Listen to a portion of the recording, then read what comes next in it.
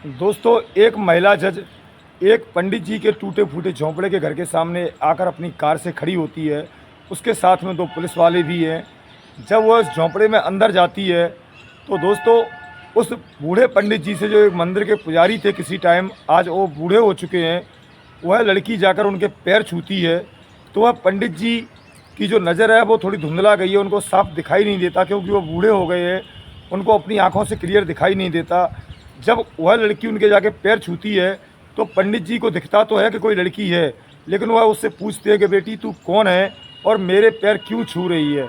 तो वह बेटी कहती है कि पापा जी, मेरा नाम मरियम है और मैं आपकी ही बेटी हूँ। दोस्तों, यह सुनकर वह बूढ़े मंदिर के पुजारी, जो पंडित जी होते हैं, वह इतने भावुक हो जाते हैं, उनके आंखों से आंसू झरझर करके बहने लगते हैं। और बाहर, उस झोंपड़े के बाहर जो पुलिस वाले खड़े हैं और उस लड़की की जो गाड़ी खड़ी है, तो दोस्तों उसको देखकर यानी कि पूरे गांव की वहाँ भीड़ लग जाती है और वह सब देखने लगते हैं। दोस्तों, कौन थी वह लड़की और कौन थे वह पंडित जी, और एक मरियम नाम की मुसलमान लड़की और बूढ़े मंदिर के पुजारी को क्यों पापा कह रही है, क्या है कहानी की पूरी सच्चाई। दोस्तों, कहानी में आगे बढ़ने से पहले मैं आप सब भाइयों से अनुरोध करना चाहता हूं कि अगर आपने अभी तक मेरा यूट्यूब चैनल सब्सक्राइब नहीं किया तो मेरे यूट्यूब चैनल को सब्सक्राइब करें, ताकि ऐसी ही कहानियाँ हर दिन मैं आपके लिए लेकर आता रहूं। नमस्कार दोस्तों, मैं आपका दोस्त, आपका भाई प्रदीप शर्मा आज आपके लिए एक दिल को छू लेने वाली बहुत ही इंटरेस्टिंग और रोमांचक कहानी लेकर आया हूं, जिसे सुनकर आपको बहुत कुछ सीखने को मिलेगा और पूरी कहानी अंत तक ज़रूर देखिएगा, आपको आनंद आ जाएगा। दोस्तों, यह कहानी शुरू होती है छत्तीसगढ़ के भिलाई ज़िले से, जहां पर एक यानी कि मुस्लिम परिवार रहता है और वह अपनी पत्नी के साथ बहुत ही खुश होता है। दोस्तों, उसकी पत्नी जब गर्भवती होती है उस मुस्लिम व्यक्ति की, तो दोस्तों वह उसकी खुशियों में चार चांद लग जाते हैं। दोनों ही पति पत्नी यह सोचने लगते हैं कि अब हमारे घर एक सदस्य बढ़ने वाला है और हमारे घर आंगन में बच्चे की किलकारियाँ गूंजेंगी।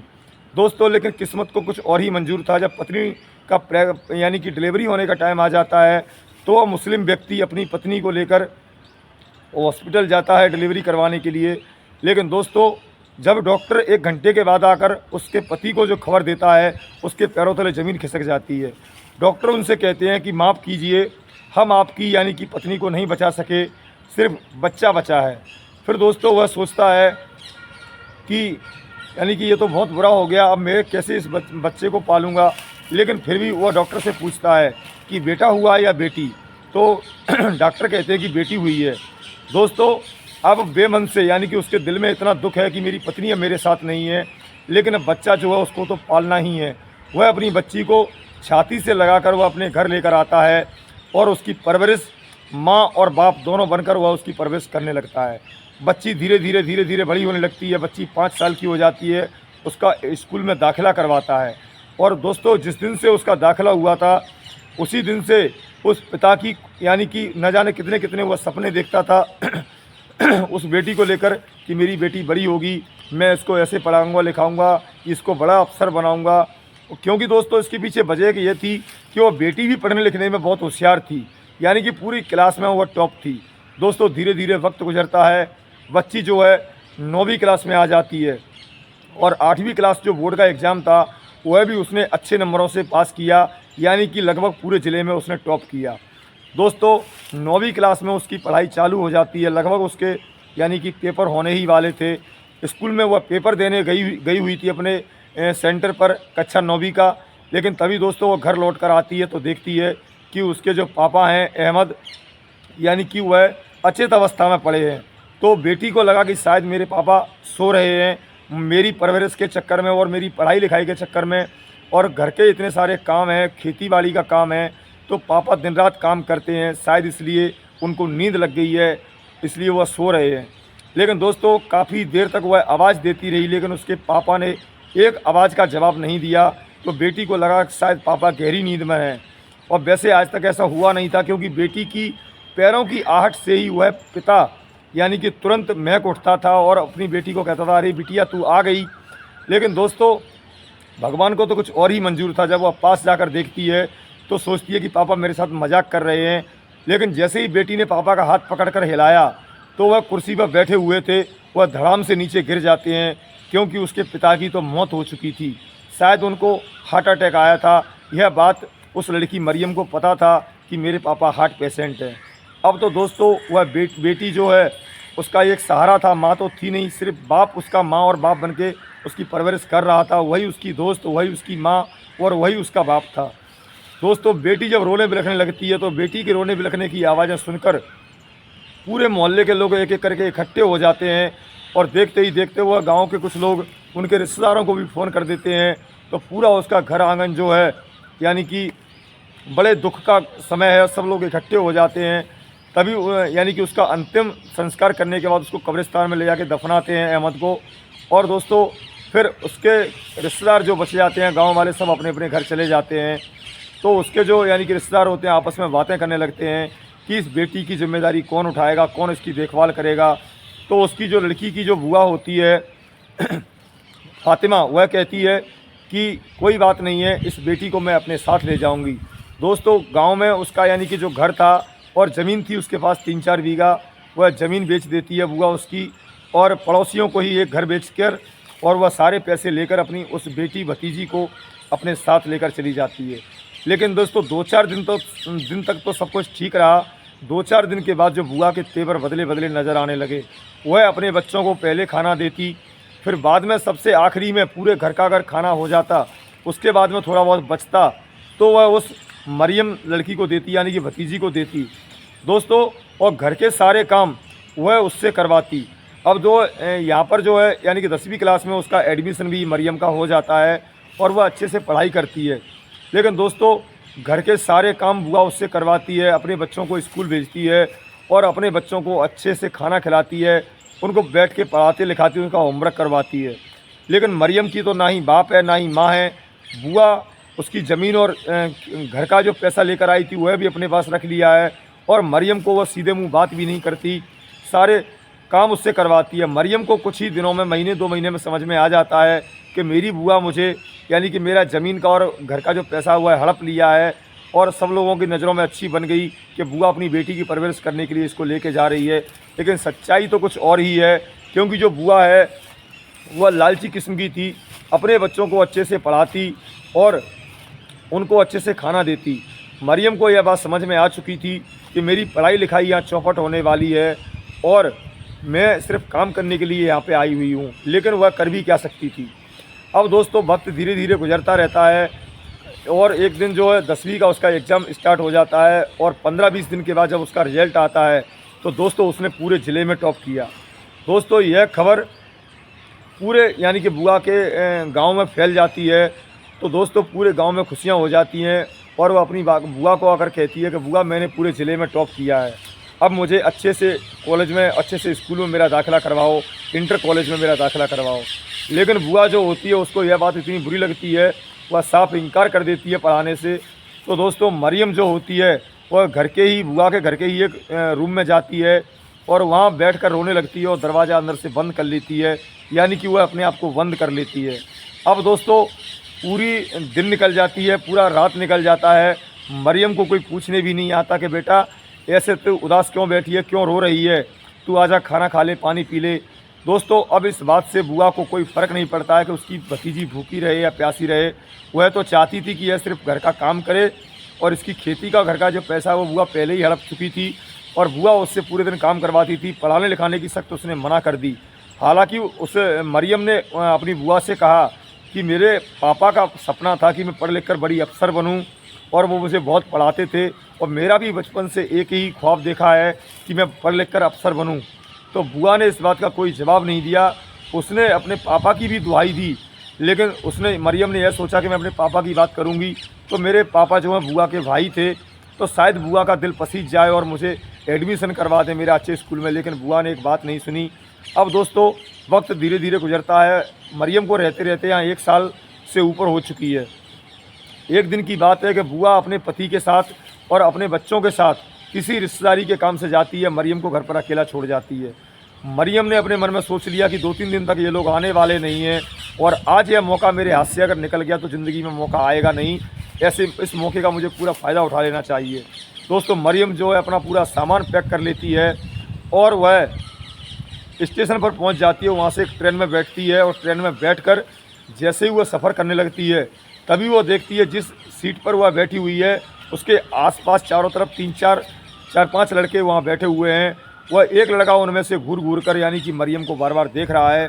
दोस्तों यह बात मरियम को बहुत बुरी लगती है और उसको यानी कि समझ में आ जाता है कि मेरे साथ कुछ बुरा होने वाला है।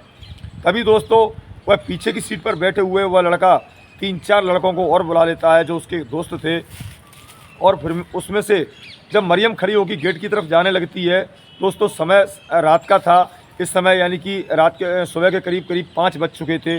दोस्तों जब वो लड़की बोगी के गेट पर जाती है ट्रेन के डब्बे में, तो वह लड़का अपने 4-5 दोस्तों को इशारा करके उस लड़की को दिखाता है। तो दोस्तों मरियम जो है वह भांप जाती है कि मेरे साथ कोई दुर्घटना घटित होने वाली है और मैं यहाँ सेफ़ नहीं हूँ। दोस्तों हालांकि उसको यह नहीं पता था मरियम को कि जाना कहाँ है। वह तो बस बुआ से छुटकारा पाने के लिए घर छोड़कर भाग गई थी। वक्त सुबह 5 बजे का, एक स्टेशन पर ट्रेन रुकती है। तो दोस्तों वह 4-5 जो लड़के हैं उसी स्टेशन पर उसका पीछा करने के लिए उतर जाते हैं, और मरियम जो अपने हाथ में अपना सूटकेस और एक हाथ में बैग लेकर आगे आगे तेज़ तेज़ भागती है। कभी इधर छुपती है, कभी उधर छुपती है। वह लड़के भी उसके साथ साथ भागते हैं। लेकिन दोस्तों तभी क्या होता है कि स्टेशन के बगल में ही एक मंदिर बना हुआ है, और मरियम जो है सीधा मंदिर की तरफ जाती है। वहाँ एक बूढ़े से पुजारी खड़े हुए हैं। तो वह पुजारी जी से कहती है कि लड़के मेरे यानी कि ये लड़के मेरे पीछा कर रहे हैं, और सीधा इतना कहते हुए मंदिर में अंदर दाखिल हो जाती है। अब दोस्तों यह बात जो पुजारी जी ने उस समय सुन नहीं पाई थी कि लड़की ने क्या कहा। जब वह अंदर पहुंचती है तो पुजारी जी भी पीछे पीछे पहुंच जाते हैं। वह देख लेते हैं कि मंदिर के अंदर कोई मुस्लिम लड़की घुस गई है, क्योंकि उसका जो पहनावा था वो देखने से समझ में आ रहा था कि ये मुस्लिम लड़की है। हिंदू मंदिर में कैसे चली गई, पूजा करने तो ये आई नहीं होगी। पंडित जी का जो यानी कि मंदिर है उसी के बगल से उनका एक कमरा है। उसी मंदिर में यानी कि पंडित जी उस कमरा बना हुआ उसी में पंडित जी रहते हैं। पंडित जी की शादी नहीं हुई है, कोई बाल बच्चे नहीं है, वह अकेले ही वहाँ रहकर मंदिर की पूजा करते हैं। अब दोस्तों पुजारी जैसे ही अंदर जाते हैं पूछते हैं कि बेटी क्या बात है, क्यों अब तू अंदर आ गई, तू तो मुसलमान है। तो वह लड़की कहती है कि पंडित जी 4-5 लड़के हैं मेरा पीछा कर रहे हैं, और मेरा उनसे बचते बचते मैं यहाँ से आपके यहाँ छुपने आई हूँ। दोस्तों जब वो पंडित जी बाहर जाते हैं तो मंदिर में यानी कि मंदिर से बाहर निकलकर उन लड़कों को लताड़ के वहाँ से भगा देते हैं। लड़के भी डर जाते हैं कि शायद मंदिर के अंदर सुबह का टाइम हो गया है पूजा पाठ करने का, तो शायद कुछ लोग और भी हो सकते हैं, तो हमें हानि हो जाएगी, यहाँ अगर रुकते हैं तो पंगा खड़ा हो जाएगा। वो लड़के भाग जाते हैं। फिर वह मौला यानी कि पंडित जी उस लड़की से मरियम से पूरी कहानी पूछते हैं कि बेटी तू कौन है और यहाँ कैसे आई। मरियम अपनी पूरी दास्तान बताती है, अपने पापा माँ से लेकर अपनी बुआ के यहाँ रहने तक और भागने तक की पूरी कहानी यानी कि पंडित जी को बताती है। पंडित जी की आंखों में दोस्तों आंसू आ जाते हैं। पंडित जी कहते हैं कि बेटी कोई बात नहीं, तू मेरे पास रह और यहीं रहकर तू अपनी पढ़ाई कर। अब दोस्तों वहाँ यानी कि गांव वालों की सहमति से मरियम जो है उसमें रहने लगती है, और 2 साल तक पंडित जी के पास रहकर अपनी पढ़ाई करती है। 12वीं तक की वह पढ़ाई करती है, और जैसे तैसे होता है पंडित जी जो उसका खर्चा उठाते हैं, स्कूल की फ़ीस वगैरह भरते हैं, और पंडित जी की बदौलत आज उसने 12वीं में पास कर लिया और बहुत अच्छे नंबरों से उसने पास की। पंडित जी को जब उसने आकर यह खबर सुनाई कि पापा, अब पंडित जी को वह पापा बुलाने लगी थी, अपने बाप का दर्जा देने लगी थी। दोस्तों पंडित जी भी बाप बनकर उसका पूरे फ़र्ज़ निभा रहे थे। जितना उनसे बन पड़ता था उस उम्र में, जितनी उनकी हैसियत थी, पूरी मदद अपनी बेटी की वह करने लगे थे।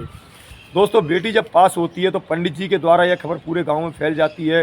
सभी गांव के लोग उस बेटी को, मुस्लिम बेटी को बधाई देने के लिए आने लगते हैं, लेकिन वह सब चले जाते हैं। तभी मरियम कहती है कि पापा मुझे अब आगे पढ़ाई करनी है और मुझे अफसर बनना है, उसके लिए मुझे शहर जाना होगा।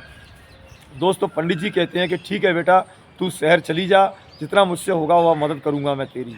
तो दोस्तों अपने पापा के पैर छूकर, पंडित जी के पैर छूकर वह निकलती है और सीधा दिल्ली पहुंच जाती है। अब दोस्तों दिल्ली पहुंच जाती है। पंडित जी के ऊपर वह बोझ नहीं बनना चाहती थी, क्योंकि पंडित जी के ऊपर कोई इनकम तो होती नहीं थी। वो तो मंदिर में यानी कि एक कमरे में रहते थे और पूजा पाठ करके अपना खर्चा चलाते थे, बस उनका पेट भर जाता था। कभी कभार कोई मंदिर में प्रसाद चढ़ाने के साथ साथ कोई दान पेटी में कुछ पैसे डाल जाता था, तो गाँव वालों की सहमति से पंडित जी को वो लोग दे देते थे बेटी की खर्ची के लिए। लेकिन मरियम जो है पंडित जी पर बोझ नहीं बनना चाहती थी और वह शहर चली जाती है। शहर पर जाकर एक रेस्टोरेंट होता है, उसने सोचा कि मुझे पढ़ाई करनी है, लेकिन मुझे रोज़ के खर्चे के लिए कुछ पैसे तो चाहिए ही चाहिए, स्कूल की कॉलेज की फ़ीस भरनी है, कपड़े ये सब रहने की व्यवस्था। तो वह एक रेस्टोरेंट पर जाती है, बूढ़े से वहाँ अंकल बैठे हुए होते हैं, उनसे वह कहती है कि अंकल कि मैं पढ़ी लिखी हूँ, 12वीं तक मैंने टॉप किया है और मुझे छोटा मोटा सा काम चाहिए। तो वो पंडित जी के यानी कि होटल वाले अंकल जो होते हैं, रेस्टोरेंट वाले, वो कहते हैं कि बेटा यहाँ तो लड़के लोग काम करते हैं और होटल में तुम्हारा क्या काम। तो मरियम कहती है कि अंकल आप कोई सा भी काम दोगे मैं कर लूँगी, पढ़ी लिखी हूँ, समझदार हूँ, बस मुझे पढ़ाई करने के लिए थोड़ा सा वक्त चाहिए जो कि मुझे हर हाल में चाहिए। तो वह यानी कि मरियम से पूछती है कि बेटी तू है कौन और होटल में क्यों काम करना चाहती है और तू क्या करती है। तो मरियम जो है रो रो कर अपनी पूरी व्यथा यानी कि उस रेस्टोरेंट के मालिक को सुनाती है। उस रेस्टोरेंट के मालिक की आंखों में भी दोस्तों यानी कि वह भावहीन हो जाते हैं, भावुक हो जाते हैं, उनकी आंखों में आंसू आ जाते हैं। वह उसी होटल में यानी कि रहने के लिए एक लड़की को अपना एक रूम दे देते हैं और उसके अच्छे से यानी कि अपनी बेटी समझकर अच्छे से कॉलेज में उसका दाखिला करवाते हैं और दोस्तों उसकी पढ़ाई में पूरी मदद करते हैं। और लड़की भी होटल में यानी कि हिसाब किताब करना और कब कितना सामान मंगाना है, कितनी आज सेल हुई, यह सब वह बैठकर पूरा हिसाब किताब मिलाती थी। तो इस तरह रेस्टोरेंट के मालिक को भी यानी कि मदद मिल जाती थी और लड़की का भी काम चल जाता था, रहने की व्यवस्था हो गई थी, पढ़ाई भी उसकी ठीक ठाक चल रही थी और जितना समय पर्याप्त उसको पढ़ाई के लिए चाहिए था वह रेस्टोरेंट का मालिक उसको हंसते हंसते देता था। और रेस्टोरेंट के मालिक के और उस मरियम के बीच अब यानी कि जो है एक बाप बेटी का रिश्ता बन चुका है। अब दोस्तों वो कॉलेज की पढ़ाई करने के बाद वो दिल्ली में ही अपने पापा को फ़ोन करती है, यानी कि रेस्टोरेंट वाले को फ़ोन करती है और रेस्टोरेंट वाला उसकी एक अच्छी कोचिंग लगवा देता है। अच्छा वहाँ एक कोचिंग सेंटर ज्वाइन करवा देते हैं। दोस्तों 2-3 साल के अंदर ही उसका यानी कि एक सिविल जज के तौर पर उसका सिलेक्शन हो जाता है। यह खबर सबसे पहले वह अपने रेस्टोरेंट वाले पापा को आकर देती है। वह एक हिंदू व्यक्ति थे, उनका नाम पूरन चंद्र था। दोस्तों उनकी तो खुशी का ठिकाना नहीं रहा। उन्होंने पूरे आसपास के लोगों के साथ मिलकर मिठाई बांटकर इस खुशी के पलों को एंजॉय किया और अपनी बेटी को यानी कि सिविल जज बनते हुए देख उसकी यानी कि जो सिर था वह ऊंचा हो जाता है। हालांकि उस रेस्टोरेंट के मालिक की भी एक बेटी थी, वह बहुत पैसा उसके ऊपर खर्च करता था, लेकिन उस रेस्टोरेंट के मालिक की जो बेटी होती है वो पढ़ने लिखने में बिल्कुल जीरो होती है। तब वह उसको ताने मार मार कर कहता है कि देख बेटियां ऐसी होती हैं, बेटियां ऐसी होती हैं। इस तरह से वो अपनी बेटी को समझाता था, लेकिन उसकी बेटी तो एक बात नहीं सुनती थी। अब दोस्तों जब वो सिविल जज बन जाती है उसको रहने के लिए एक फ्लैट मिल जाता है, उसके पास एक 4 व्हीलर सरकारी गाड़ी मिल जाती है और उसको पुलिस वाले के रूप में 2 गार्ड भी मिल जाते हैं। अब दोस्तों उसकी ज़िंदगी में सब कुछ था। अब दोस्तों वह शहर में रहकर अपने यानी कि जो रेस्टोरेंट वाले पापा थे उनसे तो मिलती ही रहती है। तभी उनको 2-4 दिन के बाद यानी कि याद तो उसको उस मंदिर वाले पंडित जी की हमेशा आती थी, क्योंकि उन्होंने ही उस लड़कों से उस पंडित जी ने उसको बचाया और पढ़ाई में मदद की और जितना उनसे बन पड़ा और उतनी मदद की। और वह मरियम भी पंडित जी को, पुजारी जी को अपने पिता के समान मानती थी। अब दोस्तों अगले ही दिन वह अपनी कार लेकर जब मंदिर में पंडित जी के पास पहुंचती है, दोस्तों पंडित जी अब बूढ़े हो चुके थे, उनके घर मंदिर के सामने जब वो कार जाकर रुकती है, नई चमचमाती कार है, उस पर सिविल जज भी लिखा हुआ है और नेम प्लेट लगी हुई है, उस पर सिविल जज लिखा है। 2 पुलिस वाले गार्ड उसमें से उतरते हैं, खूबसूरत लड़की उसमें से उतरती है और दोस्तों सीधा मंदिर में अंदर जाती है, पंडित जी के पैर छूती है। पंडित जी के कहते हैं कि बेटा तू कौन है? तो वह कहती है अरे पापा आप अपनी बेटी को ही भूल गए, मेरा नाम मरियम है और पापा मैं सिविल जज बन गई हूँ। उस लड़की की बातों को सुनकर पंडित जी की आंखों में आंसू आ जाते हैं और अपनी बेटी को छाती से लगा लेते हैं और बहुत खुश होते हैं कि आज। फिर दोस्तों जब घर के पंडित जी के मंदिर के बाहर जो गाड़ी खड़ी थी, पुलिस वाले खड़े थे, तो गांव की वहाँ सारी भीड़ इकट्ठी हो जाती है कि पंडित जी से मिलने कौन आया है। लेकिन दोस्तों जब गांव वाले वहाँ पहुँचते हैं तो उनको पता चलता है कि ये वही मुस्लिम बेटी है मरियम, जिसने 2 साल रहकर यानी कि इसी गांव में, हमारे गांव में रहकर पढ़ाई की थी, आज वह सिविल जज बन गई है। दोस्तों पूरे गांव में बड़ा खुशी का माहौल है, पूरा गांव मिठाइयाँ बांटता है, कोई कुछ भी बांटता है यानी कि, और उस लड़की से सब मिलकर बात करते हैं। अब दोस्तों सब लोगों से बात करने के बाद फिर वह अपने पापा जो मंदिर के पुजारी होते हैं उनसे बात करती है, कहती है पापा जी अब आप बूढ़े हो गए हो और आप अकेले हो, अब मैं आपको यहाँ नहीं रहने दूँगी, आपको मेरे साथ चलना ही होगा। दोस्तों काफ़ी देर तक माँ, बेटी और बाप में यानी कि रूठना मनाना चलता रहा, हाना होती रही। लेकिन लड़की कहती है, समझ जाती है कि ये पंडित जी की जो पूजा और मंदिर है ये आड़े आ रहा है, क्योंकि मैं एक मुस्लिम हूँ। दोस्तों तब मरियम अपने पापा से कहती है, पंडित जी से, कि पुजारी जी और मेरे पापा जी, हँसते हुए वह कहती है कि आपने जब मुझे उन लड़कों से बचाया था, 2 साल तक मुझे आपने पनाह दी, पढ़ाया-लिखाया, मुझे इस योग्य बनाया कि मैं आज कुछ बनकर आई हूँ।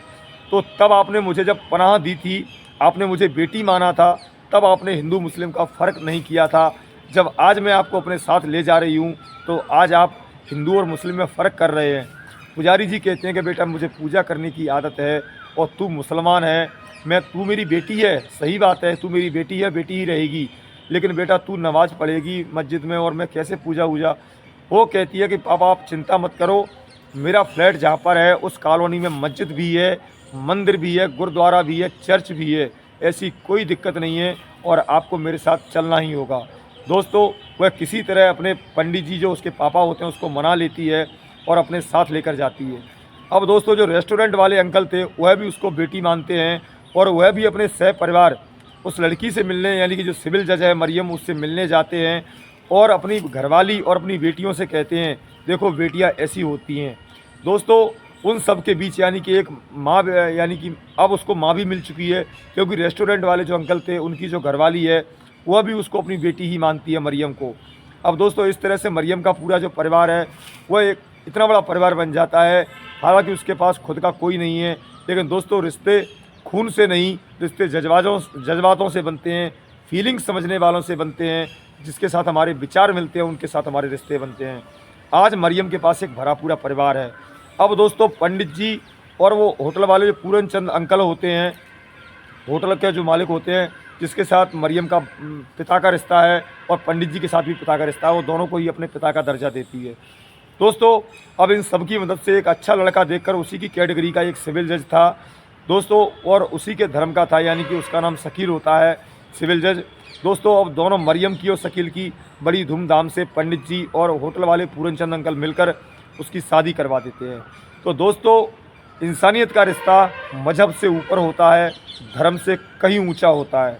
दोस्तों, यह थी मेरी आज की कहानी। आपको कैसी लगी कमेंट बॉक्स में ज़रूर बताएं। दोस्तों, अगर मेरी कहानी पसंद आई हो तो मेरे वीडियो को लाइक करें, कमेंट करें और मेरे क्राइम रिपोर्टर यूट्यूब चैनल को सब्सक्राइब करें। दोस्तों, इसी तरह की कहानियों के लिए मेरे यूट्यूब चैनल को सब्सक्राइब करें। मिलते हैं बहुत जल्द एक और नई कहानी के साथ। तब तक आप सब भाइयों का दिल से धन्यवाद। जय हिंद, जय भारत, जय श्री राम।